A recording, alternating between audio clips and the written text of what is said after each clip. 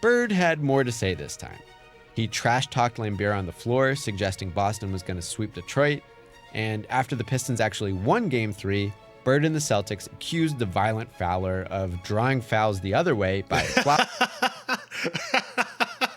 Oh, man. Now I immediately think of Commissioner Dynamo when I see flop around like a fish.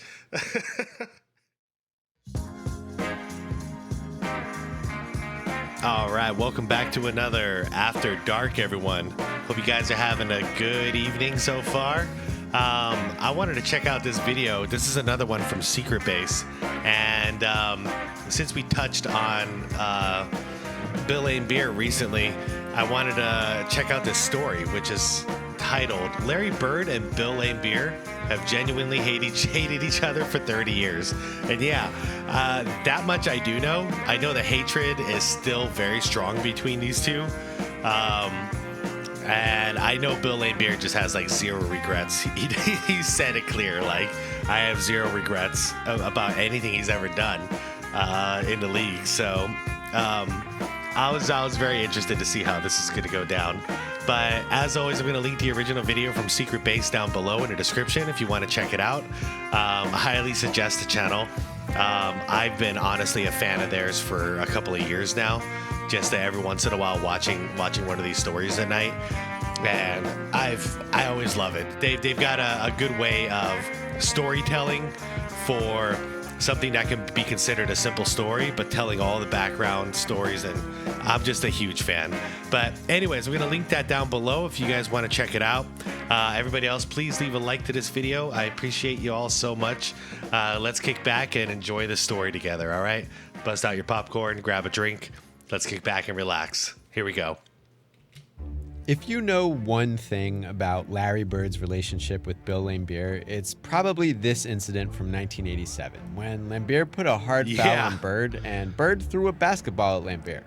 That was a climactic moment, but by no means an isolated incident. It was part of a late 80s war for Eastern Conference dominance, a Boston to Detroit power shift characterized by brilliance and brutality. But these two weren't just participants in a team rivalry. There was beef. Beef before the fight, and more beef to come after it. Beef that persists decades later. Larry Bird and Bill Laimbeer do not like each other.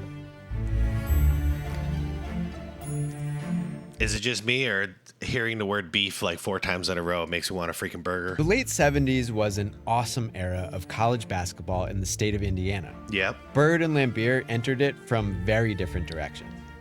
Laimbeer was the 7-foot son of a wealthy manufacturing executive, raised in the fancy suburbs of Chicago and LA. Wait, Bill Laimbeer was a rich boy? I would have never guessed. I thought it would be the opposite. I thought he'd be like a poor boy bullied by his dad, and he's taking it out on everybody else. Like, that's always the vision I had in my head. Like a drunken dad who's always pissed off and like bullying his son. And then Bill Laimbeer grows up big and strong, and everybody out there on the court, he's like taking it out.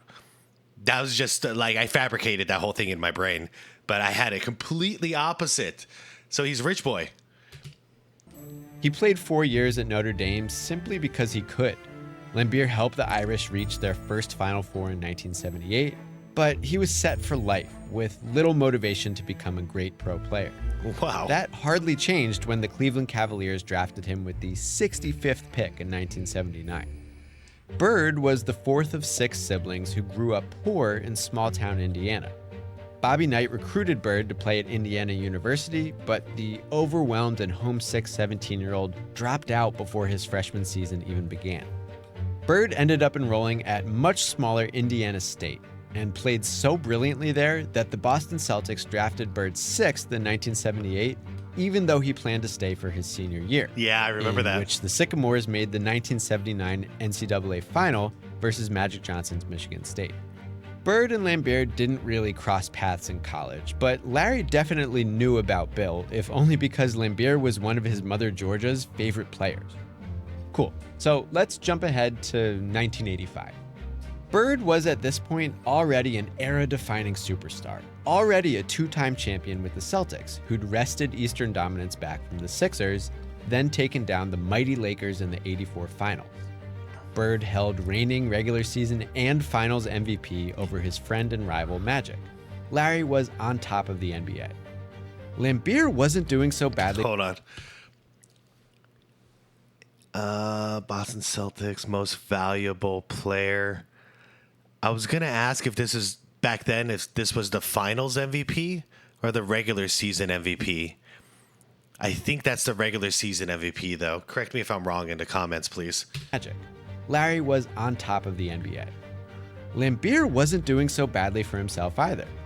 After a year abroad and a couple years with the miserable Cleveland Cavaliers, Bill had been traded to the Detroit Pistons, where he joined young superstar point guard Isaiah Thomas, another product of Indiana college basketball, and, for what it's worth, another longtime favorite of Georgia Bird. Laimbeer had made a reputation for himself as a Piston. He was a powerful defender and rebounder, a deft outside shooter, a regular all-star right alongside Bird. Dude was also dirty like a diaper. Laimbeer fouled, flopped, and whined. Bird already knew the dude's deal from moments like this one in 1982. Laimbeer wildly swinging his elbows, then exploding at the ref who called a foul. That was just a taste.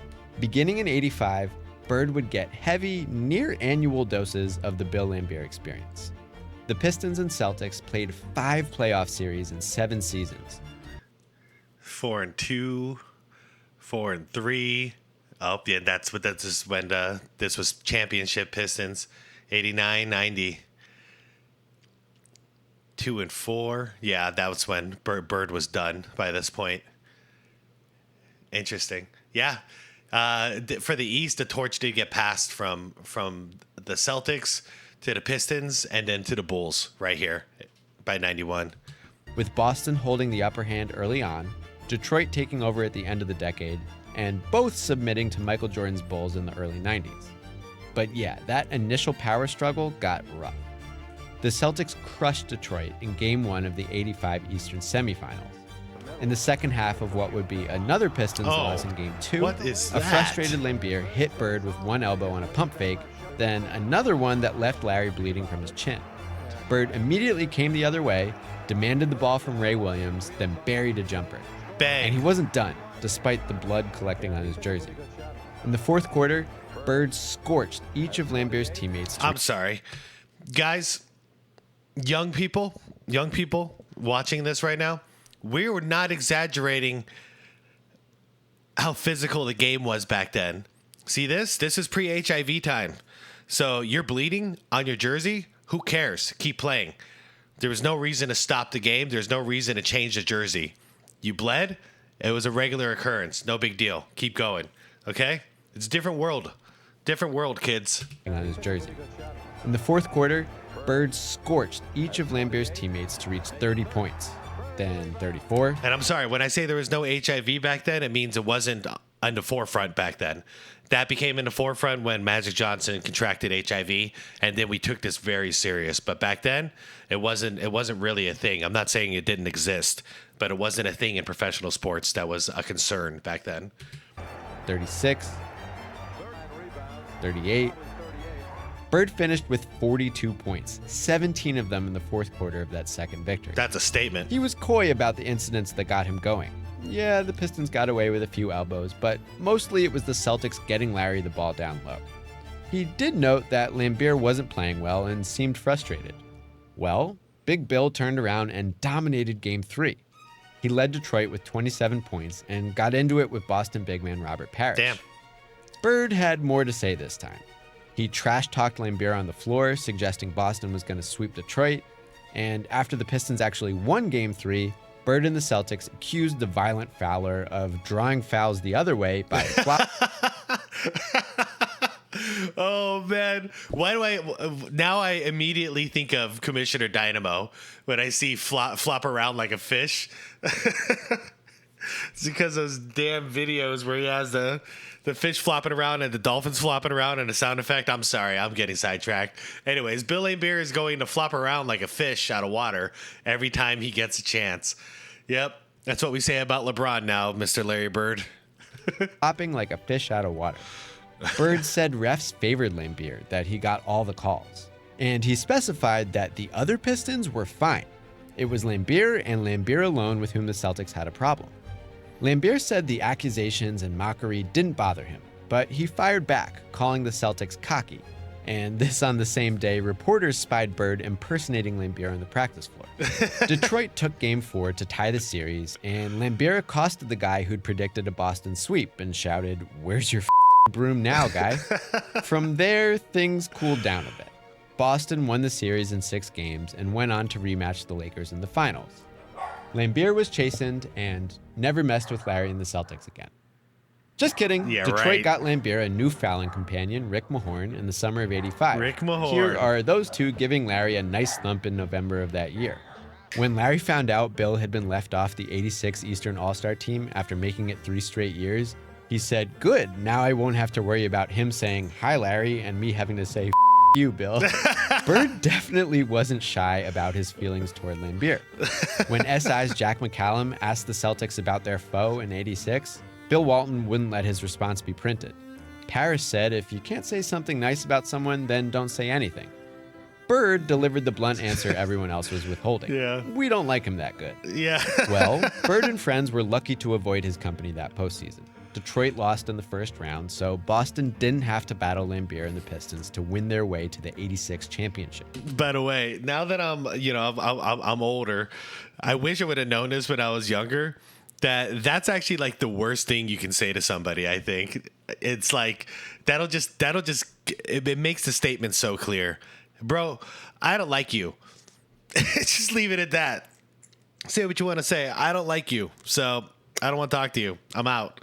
You know, it's so solid. It's so solid. Something I wish I would have used back in the day instead of, dealing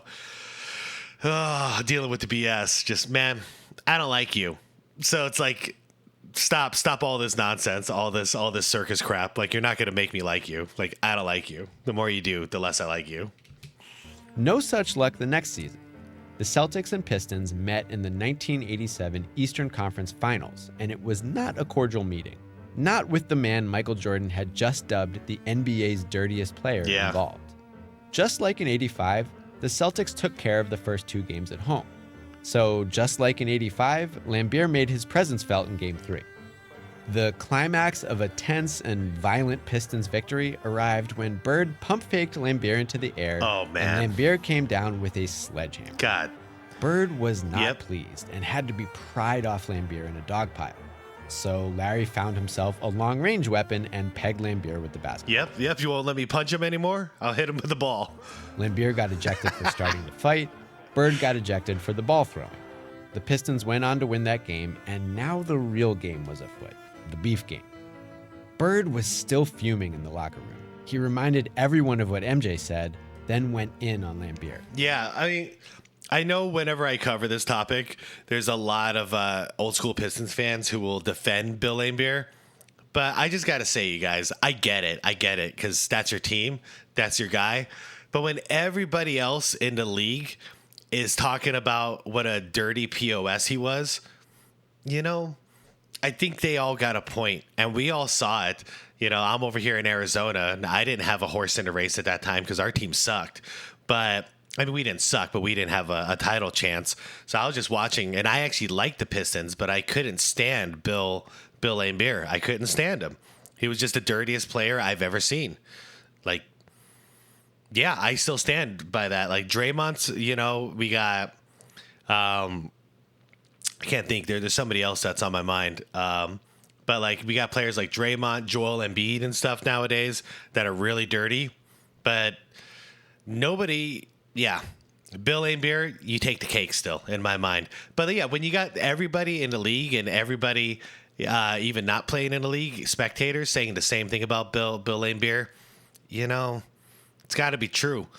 We all saw it, and we're still seeing it to this day. He was just dirty as all hell. He wished the refs would have just cleared the court and let them fight because Bill didn't want any part of Larry. Ooh. Bird acknowledged that he was at fault for throwing the ball, but he wasn't intimidated and had to protect himself from someone like Laimbeer.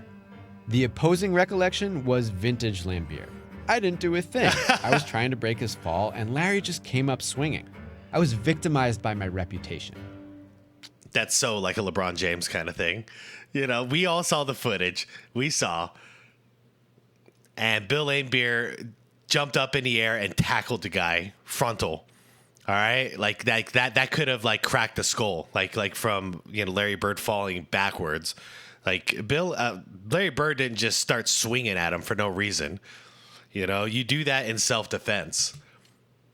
Bird wouldn't hear it. Sure, he wasn't trying to hurt me, and I was trying to throw the ball to the referee. Bill's face just got in the way. The beef ran more icy than hot. I love Larry. Bird refused to shake Laimbeer's hand before the game, and even though a lineup shift put Bird on Laimbeer as a defender, the two of them didn't really get into it. Laimbeer just quietly dominated the smaller Bird, and Detroit tied the series with a blowout victory at home. But afterward, Bird made clear he wasn't over the Game 3 incident. Laimbeer suggested he'd made snidey comments after the denied handshake in Game 4. And asked about said snidey comment, Bird repeated it as go blank blank, which I guess doesn't stand for go enjoy yourself, since Larry also said, I don't like Bill Laimbeer, why should I shake his hand? Yeah. Laimbeer? Well, you never know until you try. This was very much Bill Laimbeer's MO. Yeah. Incite conflict on the court, laugh it off and play dumb later. Anyway. He was literally like, wow, I didn't realize it. He was a troll. Because we didn't have that term back then. He was a troll. He's like what Gilbert Arenas does nowadays on his YouTube channel, Gil's Arena. He's just a troll, and it worked because trolling always works. Damn, I didn't think about it that way until now. Bill Laimbeer, the greatest troll in NBA history. Back to Boston for Game 5. Laimbeer, who had just been fined $5,000 for the fight, sarcastically anticipated a warm reception after he'd knocked down the hero of Celtics fans. Bird was actually kind of wary. He didn't like Laimbeer, but he also didn't want someone to hurt him or anything like that. Bird was talking about the fans in that quote. Yeah. He neglected to share that sentiment with his teammates. In Game 5... That's smart. That way he's not inciting violence. Bird made his point with another refused handshake. Bird's pal Robert I didn't see that exchange there. Hold on. Sorry. Fans in that quote. He neglected to share that sentiment with his teammates. In Game 5, Bird made his point with another refused handshake. So Bill Laimbeer did make an attempt. I love it. That way he can say, I tried. Bird's pal Robert Parrish emphasized that point with his hands. These claws to the face didn't even get a foul call, let alone a technical or ejection. Did you hear that, everybody? Not even a foul called. He dropped a hammer down on his face. Anyway, in this pivotal Game 5, the basketball eclipsed the beef. With just seconds left and the Pistons up 1, Bird got his shot blocked and the ball caromed out of bounds off the Celtics. Good block. As Isaiah Thomas hurried his inbound to Laimbeer, Detroit had the win in hand. But then Bird engineered one of the most legendary plays down to DJ, and DJ one of the best Laimbeer. Johnny Most radio calls in Celtics history. Now there's a steal by Bird. Underneath the DJ, lays it in. Right at 1 second left. What a play by Bird. That was the decisive play of the series. Parrish got suspended for the attack that Bird deemed a good deed. I'm sorry, you guys. All right, let me get my composure. I'm sorry, I'm still laughing at the Robert Parrish thing. I've seen it 100 times, but that's how you handle trolls back then, everybody. Okay. All right. Here we are. Here, let me just back it up 5 seconds and let's get to this. All right. Parrish got fined 1 game and $7,500, but he didn't get a foul called on him. Fucking 80s. Decisive play of the series. Parrish got suspended for the attack that Bird deemed a good deed, and Boston lost Game 6 without him. But back home for Game 7, the Celtics won the series, thanks in part to Adrian Dantley and Vinnie Johnson cracking heads, which knocked Dantley out and out of the game. Ow. After the final buzzer, Laimbeer predictably sought Bird out for a handshake, and Bird just kind of walked through it. Larry remained clear at series end that his grudge wasn't going away. He always respected opponents, but believed Laimbeer had tried to hurt him. And Sidney Green, who left the Pistons after that season, told people that Laimbeer had premeditated an attempt to injure Bird. Yeah, that's the limit. It's always been the limit for me too. I love hard defense. I love aggressive play. And I love physicality in basketball. But when you're intentionally going out there trying to end someone's career, that's the line. And that should always be the line. And that's why the Pistons during this time, I grew up being a Pistons fan, but also a Jordan fan. I stopped being a Pistons fan around that time because they were actively trying to injure Michael Jordan. And to me, that's not what sports is. That's not how this is done. You know, beat them on the court, beat them with your skills. Don't beat them by injuring the best player and removing them. That's BS. That storyline might have lingered if Dennis Rodman and Isaiah Thomas hadn't said some spicy stuff that commandeered everyone's attention. Oh, yeah, the racist, but even still, Laimbeer stuff had more than secured his place among the NBA's so-called thugs. His Pistons would soon come to be known as the Bad Boys. '88 brought a conference finals rematch, and Laimbeer was certain that would be Detroit's year. He had the utmost confidence. Bird was like, I'm sure he's confident. I'm sure he was confident last year, too. The '88 series was less explosive, but still cranky. Laimbeer hurt his shoulder early on, and Bird shot poorly all series long. They still got into it a bit, like this brief tangle during Game 2, but the extracurricular behavior was relatively tame early on. By Game 4, Bird was guarding Laimbeer again, which led to the usual shoving and the occasional technical, and also Laimbeer having a big scoring night. The Celtics won that game to tie the series, and Bird mocked Laimbeer a bit for passing up the final shot. But as Larry remained ice cold, the Pistons pulled away in Games 5 and 6 to seize the Eastern crown. In a move the Pistons would one day famously imitate, the bitter Celtics starters walked off the floor before the final buzzer commenced the Silverdome celebration. That was the beginning of the end of an excellent Celtics era. Bird was too hurt to face the Pistons in the first round the following season. Detroit swept Boston that series and eventually swept the Lakers to win Laimbeer and company their first title in '89. Detroit repeated the following season while Boston once again bounced in the first round. The Celtics and Pistons met again in the '91 Eastern semifinals, but Bird was once again slowed by back injuries, and this was really just a battle to see who would become the Bulls' conference final victim. Yeah. It was finally Jordan's time to wear the crown. MJ, by the way, was pretty clear in 1990 how he felt about Bird and Laimbeer's chippy play on the floor. If you had 273 professional basketball players and you say who's the 30th player in the NBA, you know, I say 95%, I say Laimbeer or Larry Bird. Granted, I think neither guy would deny this characterization. Laimbeer, for one, released a video game called Combat Basketball. Oh my God. I remember this terrible, terrible game. I rented it back in the day. Bill Laimbeer's Combat Basketball. It's so bad. It's so bad. I want to play it again someday. In 1991. He owned his reputation. Anyway, both guys' careers wound down in the early 90s, and fans were left to wonder whether their mutual distaste would cool in retirement. Well, when the Celtics retired Bird's jersey in 1993, Bob Costas joked that it was a perfect night even though Laimbeer couldn't attend. And Bird said, we'd probably hang him up there with my jersey. When Laimbeer contemplated his own retirement later that year, he said, I don't want to go out like Larry Bird, aka worn down and injured in his final game. But what about later? In the decades, I mean, the way I see it, Larry Bird went out as a gold medalist in Barcelona in '92. That was a great way to end it. Since retiring, both Bird and Laimbeer have stayed close to basketball, coaching, managing, and making media appearances. And when you make media appearances, this stuff comes up now and then. In 2008, Laimbeer was head coach of the WNBA's Detroit Shock. Bird was an executive for the Indiana Pacers, who were in the middle of a playoff drive. I found out, by the way, through comments that Laimbeer, I believe it was 2 championships he's won as a coach in the WNBA. That blew my mind. That absolutely blew my mind. But credit where credit's due. Apparently, he's a decent coach. When the Shock visited Indianapolis to play the Fever, Laimbeer went on local radio. He got asked about Bird, and he answered. I can't find the audio, but the wonderful Indy Cornrows blog transcribed it at the time. Laimbeer said he didn't really pay attention to how the Pacers were doing, but also betrayed that he kinda did. When Bob Kravitz confirmed the Pacers hadn't been making the postseason, the guy who had coached the Shock to multiple rings was like, that would drive me nuts. I'd probably quit. After piling on a bit more about Bird's inability to lead Indiana to a title, Laimbeer was asked about staying in touch with Larry and said he just didn't care to. They didn't grow up together, they were never friends, so why hang out? Finally, Laimbeer was asked what he would do if Bird called him and offered him a job with the Pacers, and he guessed that entire premise was faulty. And while Bird did go on... Yeah, he didn't want to work with Isaiah Thomas either. Larry Bird, that is.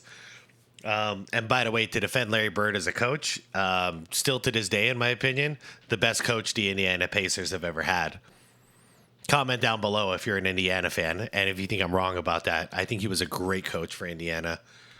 On record in 2009 to say Laimbeer was a hell of a coach, I think Laimbeer guessed correctly. In 2013, Bird was interviewed by a fan and didn't sound like he'd forgiven Laimbeer for the way he played. You never really ever liked Laimbeer in any social situation? No. Yeah. And it's because he was a dirty player. And Laimbeer isn't interested in what I guess is the post-playing version of trying to shake Bird's hand. Larry Bird's sitting next to you right now. Would you talk to him? Would you have a conversation with him? What would you say? I'd probably go to a different table. So yeah, it's not like they're still drawing blood and throwing basketballs, but beef between Bill Laimbeer and Larry Bird may never die. Laimbeer was a very good player who thrived on starting shit. He said it best, "I don't fight, I agitate, then walk away." Well, it turns out one of the greatest players of all time wasn't just going to let him walk away. Not this guy, not that night in '87, not before, and not since. Years of playoff conflict that culminated in a power shift all but guaranteed personal feuds. Of all those subplots, this is the one that never went away. Sometimes, when you agitate people, they stay agitated forever. Yep. Thanks a lot for watching Beef History. My pleasure. If you're a Celtics fan, you might like this episode. If you're just a fan... That's good stuff. Oh, that was a good story. My take on this whole thing is, as far as like the beef continuing on, of course it's continued on. The way I see it is, it's simple like this. Like, these are playground rules. If Bill Laimbeer were to apologize to Larry Bird, then we could look at Bird and be like, hey, you know, do you forgive him? And then it's up to Bird to be the bigger man or not. But right now, Bill Laimbeer has never said a nice thing about Bird, let alone actually said, hey, man, I'm sorry for how, you know, for all the things I did on the court. He's not sorry. He doesn't regret it. So why would there ever be this forgiveness thing? Why would Bird ever forgive him? They don't care about this. They don't want to forgive each other because neither side is sorry. So we could all side with who we want. Like, obviously, I mean, I'm not going to hide it here. I side with Larry Bird on this one. So, you know, from the perspective of Bird, it's like, well, if Bill Laimbeer is never going to show any remorse, fuck that guy. You know, I feel the same way. You know, I've been wronged by people in my life. And even if you apologize, I might not forgive you. It depends on how bad it was that you burned me, you know? But, you know, I might not give you another shot. So... But yeah, if there's no apology, man, anybody who's ever burned me and there's not even an apology, like not even like a fake apology, like screw off. Like I'm good, you know? Good luck in your life or not. And I like how Isaiah Thomas is like playing the victim with the whole Jordan hating him thing. Of course Jordan hates him still. Once again, Isaiah Thomas has never apologized to Michael Jordan.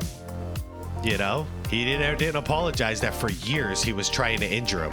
His team, and he was the captain, was trying to injure him actively. They had a strategy to bring Jordan down. And Isaiah's never apologized to it. So yeah, years later, of course Jordan still feels the same way. You can't heal or recover a wound unless it's acknowledged. And it was never acknowledged. So Isaiah playing the victim now, to me, is hilarious. Because, yeah, I was a huge Isaiah Thomas fan as a player. As a person, he's not my kind of person. Because it's obvious. All you have to do is be the bigger man and apologize to Jordan. You talked about how you guys were friends back in the day. Your family was close, all that stuff. Well, then you should have just apologized and said, man, I'm sorry. You know, we should have done the Jordan rules. We pushed it too far. You know, like hopefully we can let bygones be bygones. And then Jordan can can forgive him if he chooses so. But to expect an apology out of MJ now, while there's never been an apology, there's never been any remorse shown, and worse of all, he's now playing like he's the victim of the whole thing. Get the hell out of here. At this point, if I was Jordan, Isaiah could make a public apology, and I'd be like, yeah, fuck that guy. Like, I still stand by it. He's fake as fuck, you know? And I think Jordan has already felt that way. That's why in The Last Dance, he said during the interview, he was like, I don't care what you show me that Isaiah says. It's going to be full of shit, you know? It's not going to change anything. But anyways, I think it's the same thing with Bill Laimbeer and Larry Bird. And Larry Bird and Jordan are legends. What do they have in common here? The damn Pistons. You know, it's some beef with the damn Pistons that's never going to go away. Because the Pistons just, they pushed it too far for those couple of years. They just pushed the envelope a little too far. And they went from competitive to violence. And that's just too much for basketball. Anyways, everybody, that's my take on this whole thing. Bill Laimbeer, coming from a rich family, that was the biggest shocker for me. I did not know that. Anyways, everyone, thank you for watching. Hope you enjoyed this one. Leave the video a like if you enjoyed it. Subscribe to the channel if you want to catch my video tomorrow morning. And I thank you all. Have a wonderful night. Tell your loved ones you love them. Be good to your people. And have a fun but peaceful night. All right, everyone? All right. Peace out.